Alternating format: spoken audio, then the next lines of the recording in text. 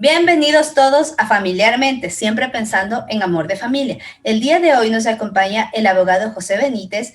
Él tiene una maestría en Derecho Internacional, además ha cursado la carrera de Administración de Empresas y tiene una maestría en Gestión de Activos.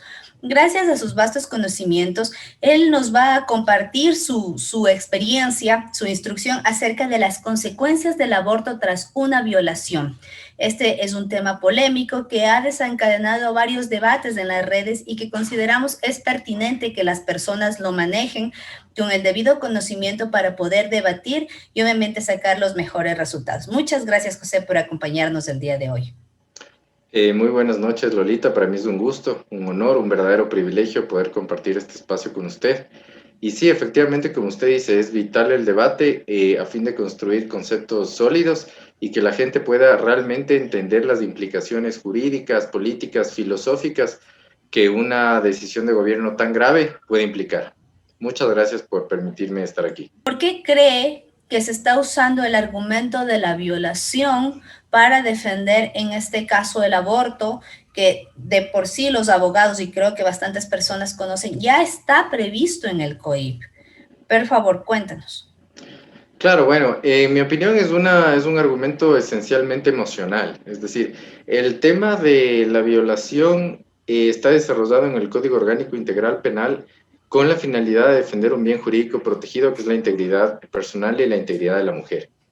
Ahora, las implicaciones que esto acarrea a través del aborto es que lo que va a suceder es que la persona que violenta o que viola a la mujer y que produce el embarazo que desencadena el aborto, va a quedar impune ya en la práctica, porque el violador va a ser la persona que le convenza a la mujer de abortar.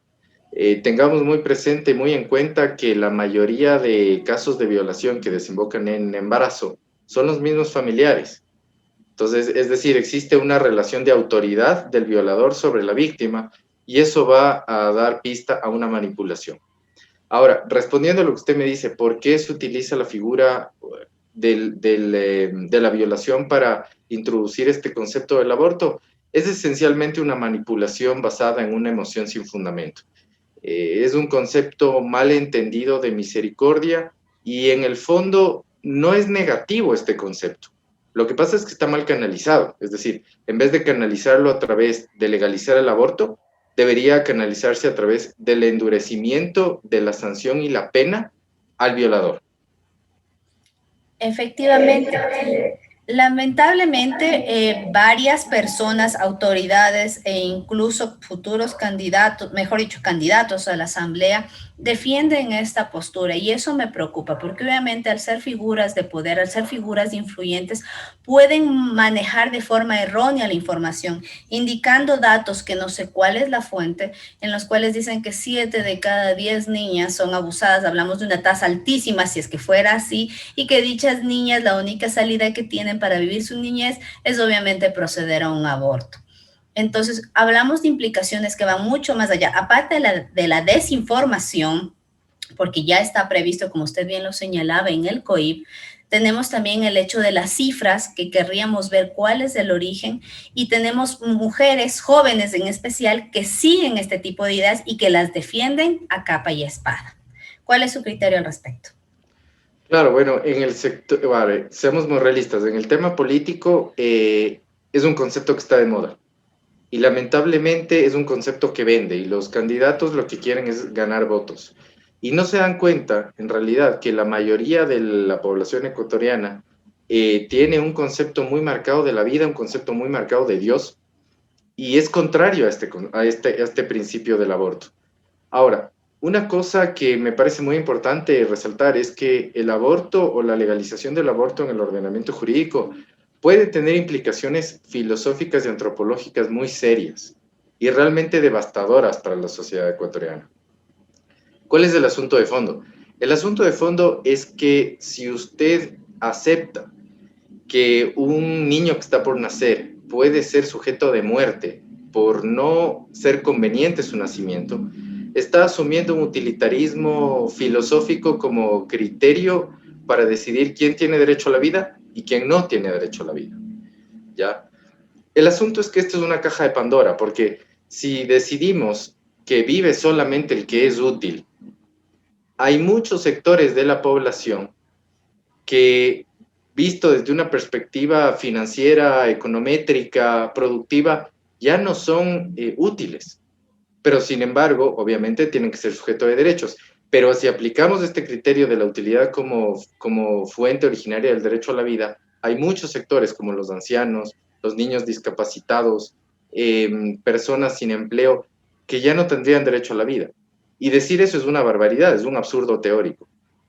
Es decir, se vuelve mucho más flexible el concepto ético y antropológico de quién tiene derecho a la vida. Y en resumen, lo que pasa es que la humanidad como concepto deja de ser la fuente del derecho a la vida y es reemplazada por la utilidad. Así es, caeríamos de esta forma, si le entiendo bien, en el criterio que defendía el nazismo, porque justamente ellos señalaban que habían unos grupos superiores a los otros. Los inferiores venían a ser gitanos, discapacitados, tercera edad, personas que pertenecían a ciertas razas y religiones, y obviamente esas personas tenían menos calidad que los que llamaríamos los blancos arios, que para ellos era la raza perfecta. Usando ese mismo argumento, hablaríamos de que hay personas de mejor y de menor calidad. En este caso, los niños que están desde el vientre vendrían a ser personas de menor calidad. Y tomemos en consideración, además, me permito completar su criterio, de que uno ya sabe desde el momento de la concepción si hablamos de un niño o una niña, y que existe un movimiento muy fuerte defendido por los grupos feministas que se llama Ni Una Menos. Hablamos de mujeres que en el vientre ya se pueden considerar mujeres y que vendrían a ser asesinadas, en este caso, por sus madres. Totalmente de acuerdo, es decir, usted está haciendo referencia a la filosofía de Martin Heidenberg, que claro, según muchos pensadores es el intelectual más importante del siglo XX. Ahora, profundizando un poco más en este tema filosófico, hay que hacer dos consideraciones. La primera, ¿cuál es el criterio con el cual se define quién es útil y quién no? Es decir, podemos aplicar un criterio político, podemos decir, no, solamente las personas que piensen de esta manera van a ser las que tengan derecho a la vida. Puede haber un criterio, como le comenté, econométrico, quién produce y quién no produce. Puede haber un criterio religioso, un criterio sociológico, criterios de diferente naturaleza, es decir, no hay si aplicamos este concepto de utilitarismo, no habría un acuerdo sobre cuál sería el concepto o la naturaleza del concepto que define el concepto de útil. Es decir, dicho en palabras sencillas, se vuelve un concepto muy difuso y difícil de aplicar. Cuando aplicamos o intentamos aplicar conceptos difusos, necesariamente vamos a incurrir en injusticias eventualmente. Eso por un lado. Por otro lado, haciendo referencia a lo que usted decía, efectivamente, Heidenberg es el pensador más grande del siglo XX. Lamentablemente su filosofía, su forma de interpretar el mundo derivó en el nacionalsocialismo. Es cierto, es cierto. Es decir, si abrimos esta caja de Pandora de quién es útil, quién no es útil, quién me conviene que nazca y quién no me conviene que nazca, quién me hace sentir bien con su nacimiento y quién no me hace sentir bien con su nacimiento, estamos cayendo y abriendo la puerta a una especie de nacionalsocialismo. Es algo parecido en el sentido de un criterio de selectividad de quién va a nacer.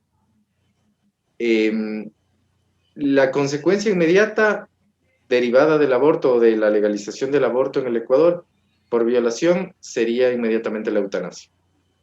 Es decir, los ancianos ya no producen nada, solo nos generan costos médicos en el sistema de salud, ya no producen, no nos ayudan, solo nos generan costos emocionales y temporales, por lo tanto que mueran y desaparezcan, lo cual sería un absurdo total.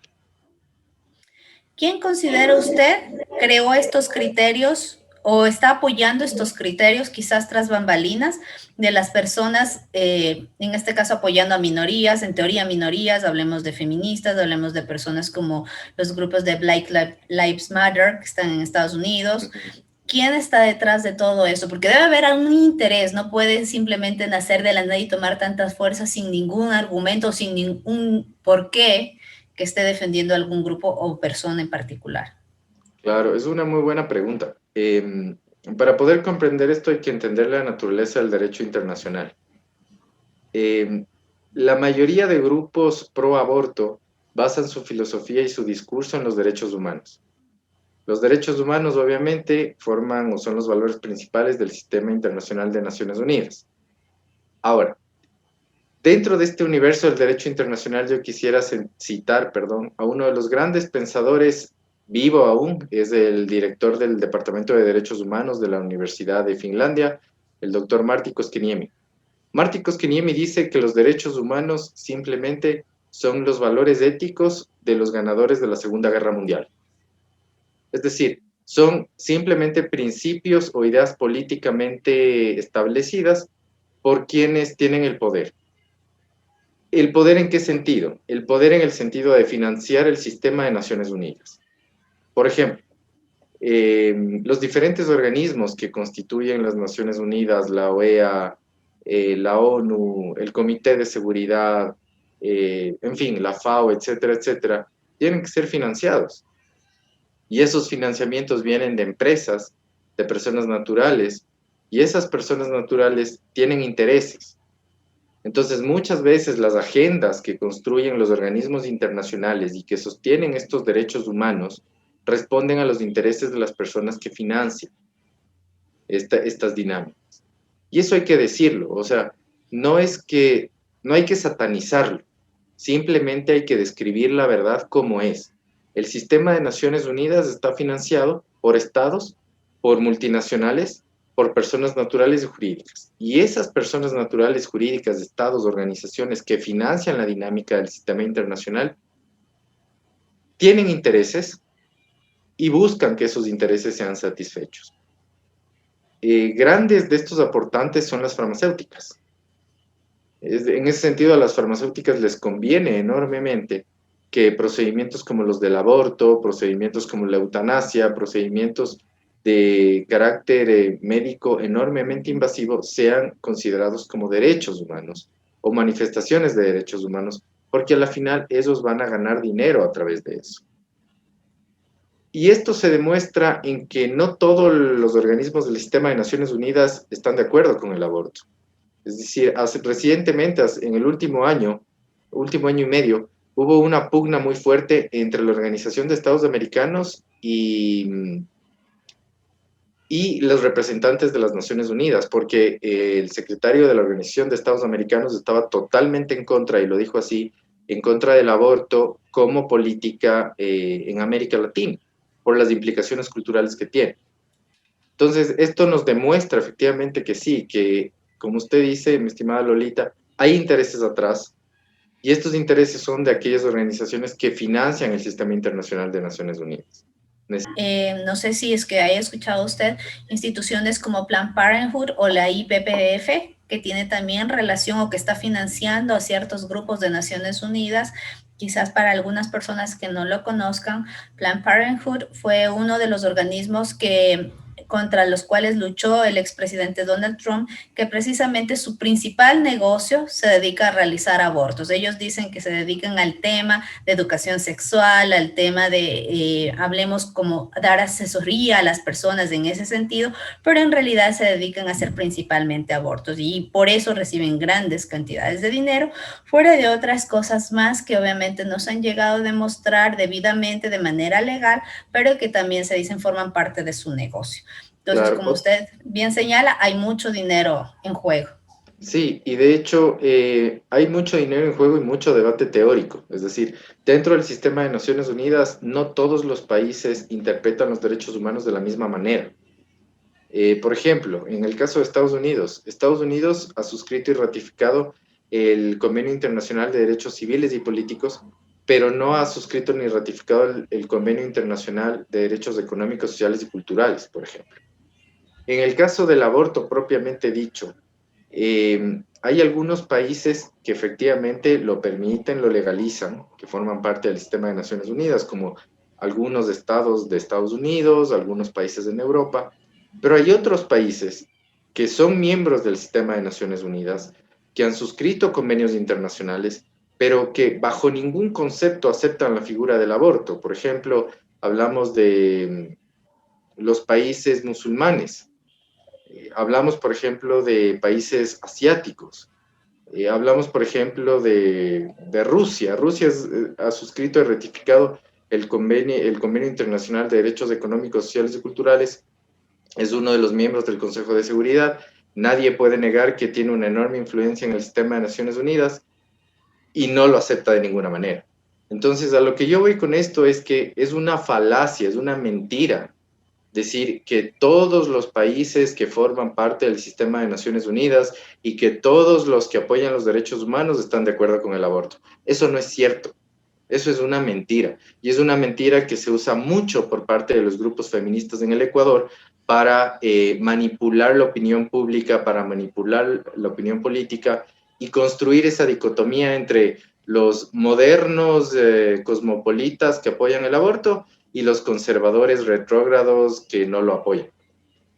Es decir, es una falacia. El sistema de Naciones Unidas, los derechos humanos y las organizaciones internacionales no tienen como un acuerdo el apoyo al aborto. Eso no es cierto. Bueno, y ya tenemos nosotros el artículo 150 del COIP numeral 2, cual justamente se prevé que puede existir un aborto en caso de violación. Ya existe la norma. En teoría no haría falta hacer nada más. Ahora la siguiente pregunta. ¿En qué ha ayudado el promover el aborto tras una violación a capturar a violadores y a sancionar a violadores? Claro, es una gran pregunta. Es decir, lo que se logra con esto es simplemente alejar el discurso del tema que importa. Así es sencillo, se aleja el discurso del tema que importa. Ya no es importante el nivel de eficiencia o eficacia del procedimiento penal como tal o la eficiencia real de las autoridades jurisdiccionales. Ya no es importante si el juez penal y las autoridades penales tienen los recursos suficientes o el apoyo de las instituciones de seguridad para volver efectivo la protección al bien jurídico protegido, que es la integridad personal. Eso ya no es importante. Ahora lo importante es eliminar el efecto. Y en este sentido yo quisiera volver un poco a la filosofía y de manera puntual hablar de la filosofía aristotélica. Aristóteles, obviamente el pensador más grande de toda la historia, tenía ideas muy sencillas. Una de estas ideas que manejaba la lógica aristotélica es: el problema tiene una causa y tiene un efecto. Para resolver el problema hay que eliminar la causa, no el efecto. Lo que está pasando aquí con este discurso de legalizar el aborto o pretender legalizar el aborto por violación es pretender resolver el efecto, que es el embarazo no deseado, eliminando el mismo efecto.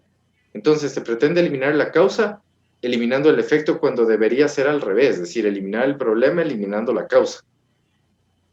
En resumen, y para concretar lo que usted me pregunta, mi estimada Lolita, es: se está desviando el discurso del tema que importa, la eficiencia de las cortes en la lucha en contra de los violadores. Efectivamente. Y si a todo esto añadimos que ya, bueno, la puerta de la entrada es la violación, ¿no? De ahí se van a ir abriendo otros posibles escenarios para que la mujer en teoría pueda decidir, partiendo de que ya no decide sobre su vida. Al ligarse decide sobre su vida. Al usar métodos anticonceptivos decide sobre su vida. Ya cuando existe un ser en gestación, un niño o niña, ya no decide sobre su vida. Pero eso va a abrir la puerta para que ella aplique de pseudos derechos que en realidad no son propios, está aplicando derechos sobre un ser humano que en ese momento no puede aún decidir y que obviamente va a abrirse, como digo, la puerta a un escenario amplio, es decir, yo simplemente aborto porque yo decido ese momento que así es necesario, que me entorpece mis proyectos, que no me ayuda en tal circunstancia, el padre me abandonó, etcétera, etcétera. Y perdóname que le interrumpa, Lolita, yo quisiera hacer una precisión jurídica que es muy importante y que la gente no tome en cuenta. En el discurso pro aborto se hace una identificación conceptual entre cuerpo y vida, y no es lo mismo, y no es lo mismo. Prueba de esto es que no todo cuerpo está vivo, ¿no? Tenemos un ejemplo sencillo en medicina legal: el cadáver. El cadáver es un cuerpo, pero no está vivo. Entonces, las mujeres que apoyan esta idea del aborto dicen: es mi cuerpo, es mi decisión, e identifican el concepto del cuerpo con el individuo. No es lo mismo. Puede haber un solo cuerpo y no haber individuo, como en el caso del cadáver, o puede haber un cuerpo, como en el caso de la mujer embarazada, y dos individuos. ¿Por qué digo dos individuos? Básicamente porque ahora la genética nos dice que el ADN de la criatura es distinto al ADN de la madre. ¿Qué significa esto? Significa que son dos individuos distintos que mantienen una relación de codependencia, pero en un solo cuerpo de alguna manera, en función de esta codependencia. Entonces yo sí quisiera resaltar esta idea de que no todo cuerpo es un individuo, que es otra de las falacias que se maneja en el discurso pro aborto. Así es, y siempre se ha defendido y últimamente veo que la gente se está educando un poco más en que la etapa gestacional o la etapa en el que el bebé está dentro de la madre es una etapa, como lo es la niñez, como lo es la adultez, como lo es la vejez. El hecho de que en ese momento dependa de la madre, tal cual un niño de 6 meses depende de su madre, porque cualquier persona racional podría decir que si yo a un niño de 6 meses lo dejo en la calle, las posibilidades de que sobreviva por sí mismo son prácticamente nulas. Y ya hablamos de una persona, porque si ese mismo niño recibe, Dios no lo permita, una puñalada o algo, hablaríamos ya de un asesinato. ¿Cuál es la diferencia con el niño que está en este caso formándose y cumpliendo una de estas etapas dentro del vientre de su madre? Claro, totalmente.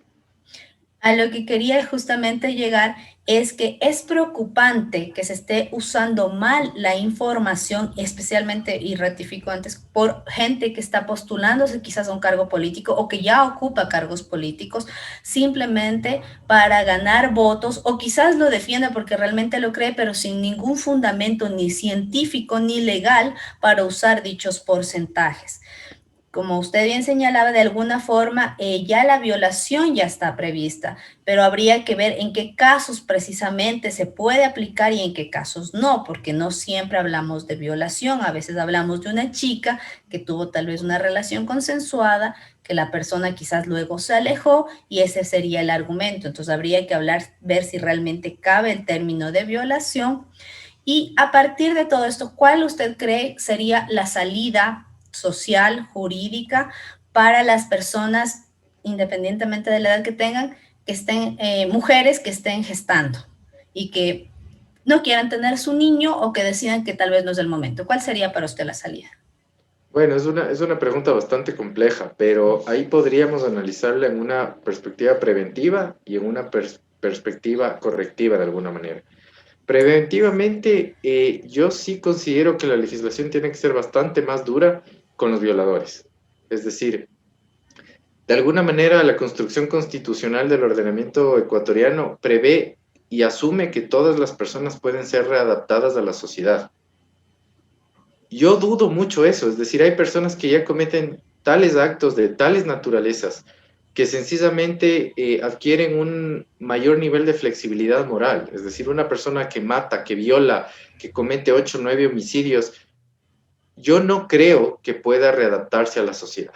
Y hay personas que bajo esa premisa sencillamente deberían estar bajo custodia de por vida, en mi opinión. Quizás sea una postura muy radical, pero yo sí creo que el bien común y la protección de los derechos, especialmente de la mujer, la integridad de la mujer, exige que aquellas personas que ya han tenido comportamientos sexuales desordenados al punto de cometer delitos como la violación, sí deban estar durante tiempos prolongados en la cárcel, más allá de los límites que establece el Código Orgánico Integral Penal. En mi opinión, sí debería haber una acumulación de penas indefinida. ¿Y cuál es su postura frente a la castración química? Bueno, el tema de la castración química es un poco más delicado porque en derecho penal siempre tiene que haber la puerta abierta para que la persona que ha sido sancionada pueda demostrar lo contrario, inclusive cuando ya se ha dictado sentencia. De hecho, esa es una de las características de la sentencia penal, que, por ejemplo, si es que a mí me detienen por cometer un delito y yo soy inocente, y después de 5 o 6 años de estar en la cárcel logro conseguir las pruebas que a mí me permitan demostrar mi inocencia, tengo el derecho de recurrir a las cortes y demostrarlo. En el caso de la castración química, si es que se llega a producir, la naturaleza de la sanción es tal que ya no puede repararse. Y en el caso en el que haya una persona inocente que reciba dicha sanción, se tendría una sanción de por vida que sencillamente reduciría su calidad de vida de manera injusta. Entonces, en ese sentido, en mi opinión personal, Yo no estoy de acuerdo ni con la pena de muerte ni con sanciones que no puedan ser reparadas. Pero sí estoy de acuerdo con sanciones que se basen en la acumulación de penas indefinidas de aquellas personas que cometen delitos sexuales. Y por otro lado, lo cual es un tema bastante delicado también, yo apoyaría la flexibilidad en la regulación en el tema de la adopción. En el Ecuador prácticamente es imposible adoptar. Es así, es así. Es un procedimiento que toma años, sumamente engorroso, sumamente difícil, y sencillamente hay parejas que podrían ofrecer hogares estables y de muy buena calidad a los niños y no pueden adoptar porque la legislación presume y está construida bajo esa presunción de que el padre madre que quiera adoptar es malo y no merece al niño. Entonces, en ese sentido, en mi opinión, esa sería otra salida: desregularizar y flexibilizar la legislación que de alguna manera norma el tema de la adopción. Creo que si bien ambas medidas no podrían resolver el sufrimiento de la mujer embarazada, de alguna manera sí aliviarían la problemática que ella vive.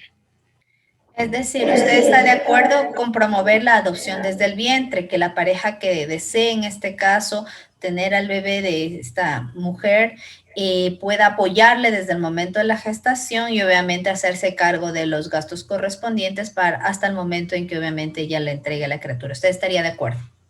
Yo estaría de acuerdo, pero claro, ahí hay que analizar algunos matices. Es decir, no se puede cosificar a la criatura, no es una mercancía, es un ser humano. Si es que la madre durante el proceso de gestación decide no darlo en adopción, debe tener el derecho de retrotraer su decisión inicial de darlo en adopción. Habría que analizar algunos matices de tal manera que no sea un proceso tan rígido y tan matemático, sino que tenga esa flexibilidad propia del carácter de humano del niño que está por nacer. Siempre tenemos que precautelar de que el niño o niña se encuentre bien y de ahí vienen como actores subsidiarios o como beneficiarios subsidiarios los padres en este caso. Totalmente. Totalmente de acuerdo. Y aparte de todo esto, yo completaría, o no sé si usted tiene un mejor criterio, el hecho de que se dé a lo largo del periodo de gestación un apoyo psicológico, un apoyo legal, si es el caso en el que la madre pueda seguir un proceso judicial contra el violador, un apoyo incluso hasta económico, tal vez buscándole fuentes de empleo o formas en las que ella pueda mejorar su calidad de vida y obviamente la de su bebé. Sí, totalmente de acuerdo, Lolita. El tema del apoyo psicológico es vital porque, como le comentaba, en muchos casos el violador es el familiar y hay este temor de denunciarle, esta vergüenza de denunciarle, esta sensación de culpabilidad por el embarazo, y en ese sentido el apoyo psicológico es vital para que la mujer entienda que no fue su culpa, que esa fue la víctima, que hubo una persona que transgredió sus derechos, que pisoteó su dignidad y que tiene que ser sujeto de sanción. De alguna manera, este apoyo psicológico lo que hace es fortalecer el proceso legal y defender el bien jurídico protegido, ¿ya? En mi opinión, esto sí es vital. Debemos tender a defender el bien jurídico protegido porque atrás de este bien está el concepto de justicia y como sociedad no podemos renunciar a que se haga justicia sancionando al violador, rompiendo y desmitificando en el ideario de la mujer la importancia, entre comillas, del violador en su contexto familiar. De ahí la importancia del apoyo psicológico. Entonces ahí sí hablaríamos de un apoyo integral, es decir, que el mero hecho de abortar, asesinar o como lo quieran llamar al bebé no soluciona el problema, que en realidad va mucho más allá y como lo hemos topado aquí, va por el tema psicológico, va por el tema legal, va por el tema económico y posteriormente de llegarse a dar incluso por el tema social a través de la adopción, social y legal a través de la adopción. De alguna manera, como sociedad tenemos que entender que cada niño que nace es una oportunidad para la sociedad. Es decir, tenemos que dejar de verles a los niños por nacer como estadísticas o como datos. A mí me cuesta mucho escucharles a los grupos pro aborto porque hablan de los niños como que fueran números y no se dan cuenta que esos niños en el vientre de la madre tienen una dinámica psicológica, es decir, al tener una dinámica psicológica son sujetos de dolor emocional. todo lo que vive la madre, ellos lo sienten, ellos lo perciben, lo experimentan. Tanto es así que la psicología nos dice que cuando el niño nace o sale del vientre de la madre, actúa en función de esas experiencias previas al nacimiento. Entonces, de alguna manera hay que entender esto, es decir, el dolor humano es un dolor objetivo, un dolor físico, un dolor real. Y como sociedad debemos construir un armazón de protección a la madre que ya está herida emocionalmente y al niño que de alguna manera nace con el estigma de ser el producto de una violación. Sí, es decir, se necesita un apoyo incluso como usted señala que vaya mucho más allá y que incluso tal vez abarque ya el niño en posterior, o sea, posteriormente, ¿no? Cuando se le pueda asistir y cuando esté en condiciones de ser asistido psicológicamente. Totalmente. Perdóneme, Lolita, yo quisiera profundizar en este concepto del estigma del niño. En mi opinión, esta manifestación de abortarle al niño, que es producto de la violación, es una extensión de un principio discriminatorio, ya entrando un poco a lo que es materia constitucional. Es decir, el niño que es víctima de la violación no tiene derecho a la vida. El niño que es fruto del amor de padre y madre, entonces él sí tiene derecho a la vida. De alguna manera estamos dividiendo el universo de niños por nacer y estamos estableciendo niños por nacer de primera categoría, que son fruto del amor de padre y madre, y niños de segunda categoría que no tienen ni siquiera derecho a la vida. Son unas cosas desechables como si se tratara de un zapato. Es terrible lo que implica esta filosofía de abortar al niño producto de la violación. Es terrible. Estamos negando que el derecho a la vida se fundamenta en la condición humana. Y en ese sentido, todos en cualquier momento podríamos perder nuestro derecho a la vida. Efectivamente. Creo que como conclusiones ya para culminar esta entrevista podríamos, primero, decir que el Estado necesita apoyar mucho más a la madre, centrarse mucho más en el apoyo que requiere esa madre independientemente de la edad, pues me permito señalar entre paréntesis que es más riesgoso y se puede probar médicamente un aborto, por muy bien hecho que esté en el hospital más caro del mundo, que el hecho de que una mujer termine su embarazo y dé a luz independientemente de su edad, tanto así que hay el caso de una niña de 4 años, que obviamente es sui generis en todo sentido, por el hecho mismo de que una niña de 4 años se pueda concebir, que dio a luz en el Perú, es el caso de la niña más pequeña, de la mujer más pequeña, y sobrevivió y exitosamente su hijo también llegó a edades adultas, recientemente falleció, pero ella vivió una vida muy larga al lado de su hijo. Entonces se puede ver que no es cierto el hecho de que exista la posibilidad de muerte o que se amplifique el espectro de que una mujer que está en ciertas condiciones de que es niña, de que de esto va a morir, versus otra. O sea, el cuerpo de la naturaleza es tan sabia que si le dio esa condición va a poder, obviamente, llevar a término el embarazo. Entonces, ese sería el primer punto. El segundo punto que quisiera señalar es que pensemos muy bien nuestro voto ahora que estamos próximos a elecciones para ver a qué candidato apoyamos y cuáles son sus posturas, porque ya cuando están en el curul a veces nos sorprendemos de que apoyan ciertas cosas en las cuales nosotros no compartimos o con las cuales estamos en contra, dicho sea de paso. Y el tercer escenario que como sociedad deberíamos replantearnos, como usted bien dice, cuáles son, si existe esta discriminación, si existen los ciudadanos de primera o de segunda clase, ¿qué estamos haciendo nosotros al respecto? Existen grandes intenciones o grandes intereses de personas externas para que el aborto efectivamente se dé en toda América Latina. Ya existen otros países en los que se ha legalizado y realmente no se ven grandes resultados. No es que ha disminuido la pobreza, no es que ha disminuido la delincuencia, no han disminuido las violaciones, no se ha obtenido ninguno de los resultados que se están aquí aparentemente utilizando, las circunstancias no han mejorado y las mujeres siguen sufriendo. Entonces tendríamos que analizar fríamente si lo que están aquí promoviendo es a favor de la mujer o a favor de ciertos intereses económicos.